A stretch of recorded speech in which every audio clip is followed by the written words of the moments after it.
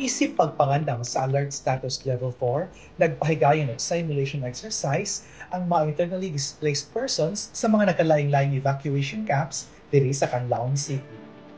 Gipanguluhan sa mga nagkadaiyang camp personnel, maabtikon nga nigawas sa ilang mga kwarto sulod sa evacuation centers ang mga internally displaced persons o IDPs, dala ilang mga importanteng gamit ug nag-atang sa mga sakyanan nga mokuha kanila padung sa luwas nga lugar ug layo sa bulkang Kanlaon.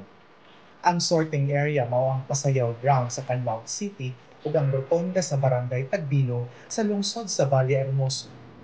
Huban sa simulation exercise, usa ka post-assessment evaluation ang gipahigayon aron masuta kung unsa pay ang ngayang tan-awon aron mas andam pa ang mga IDPs sa posible nga kusog nga pagbuto sa bulkan. Alang sa dugang kasayuran, bisitahang official social media page sa DSWD Region 7. Kini sa Carol Kopya, alang sa DSWD Central Visayas Act.